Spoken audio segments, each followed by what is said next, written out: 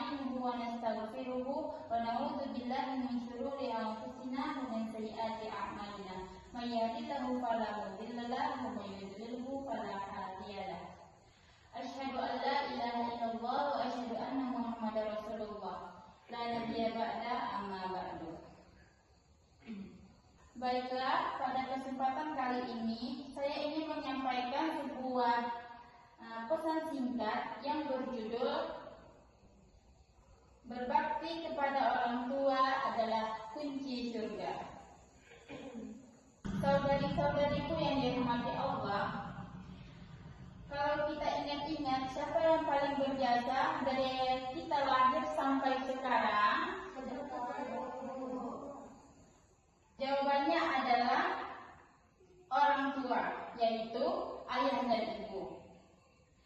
Sebagaimana kita ketahui, ibu kita rela mengandung selama 9 bulan, menahan rasa mual, rasa letih, rasa sakit yang luar biasa saat melahirkan kita. Setelah itu, ibu menyusui kita, begadang saat kita menangis, sabar mendidik kita sejak kecil sampai kita bisa mandiri. Begitupun ayah kita, siang malam bekerja keras, banting tulang mencari nafkah demi memenuhi kebutuhan rumah tangga. Kadang ayah pun harus menahan lapar, kelelahan, semua demi anak-anaknya. Makanya wajar sekali kalau Allah sangat memuliakan orang tua kita.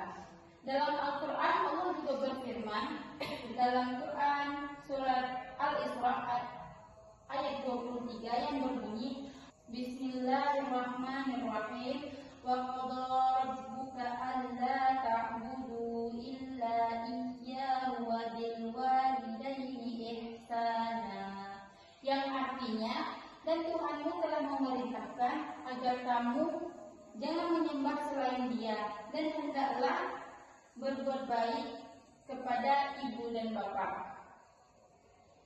Lihatlah dalam ayat ini, setelah perintah menyembah Allah, langsung Allah perintahkan kita berbuat baik kepada orang tua kita.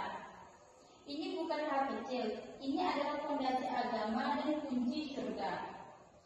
Sebagaimana Rasulullah SAW juga bersabda di dalam hadis yang berbunyi Ridho Rabbi fi ridho walidain wa sakhata Rabbi fi sukhti walidain. Hadis riwayat Tirmidzi. Yang artinya, kalau orang tua senang sama kita, Allah juga senang. Tapi kalau orang tua kecewa, apalagi sampai sakit hati karena ulah kita, hati-hati. Murka Allah itu bisa datang. Nah, ada satu pantun sederhana, tapi maknanya sangat dalam. Saya akan membacakannya. Ke pasar beli pepaya, jangan lupa membeli rambutan. Kalau ingin masuk surga, ridho orang tua jadi syarat utama. Baiklah, sekali lagi, kadang kita terlalu fokus pada ibadah-ibadah besar seperti puasa sunnah, sholat malam, sedekah, tapi lupa satu hal penting yang jadi tiket utama ke surga, yaitu berbakti kepada orang tua. Lalu, apa saja bentuk-bentuk bakti kita kepada orang tua itu? Berbakti kepada orang tua itu nggak selalu harus memberi uang kepada mereka. Hal kecil juga bisa menjadi bentuk bakti kita. Contohnya seperti menjawab panggilan orang tua dengan suara lembut, enggak nyolot.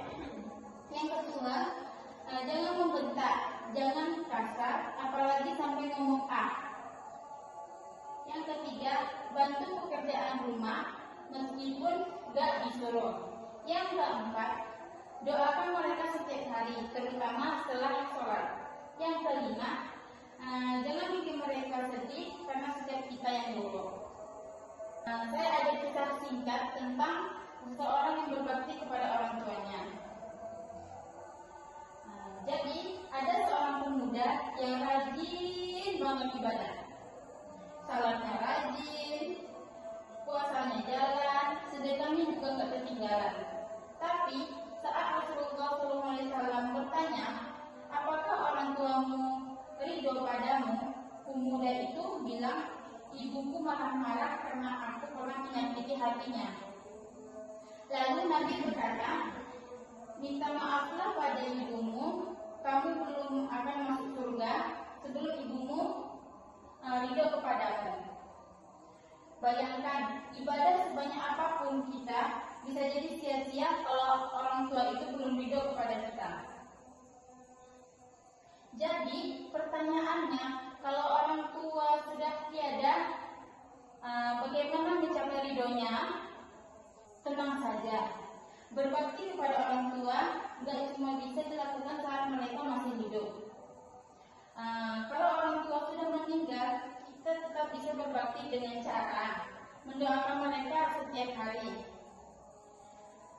menyambungkan silaturahmi dengan keluarga dan teman-teman mereka, bersedekah atas nama mereka, menjaga nama baik dan kehormatan mereka. Saudara-saudaraku yang dirahmati Allah, jadi pesan singkat yang bisa saya sampaikan pada pidato saya kali ini adalah jangan tunggu nanti untuk berbakti. Selagi orang tua masih hidup, peluk mereka, minta maaf dan minta doa mereka. Jangan sampai kita baru sadar setelah mereka tiada, karena penyesalan itu memang datangnya terlambat. Jadi semoga kita bisa jadi anak-anak yang berbakti kepada orang tua, yang membuat orang tua kita bangga di dunia maupun di akhirat. Mungkin cukup sekian yang bisa saya sampaikan. Kurang lebihnya saya mohon maaf. Wabillahi taufiq wal hidayah. Wassalamualaikum warahmatullahi wabarakatuh.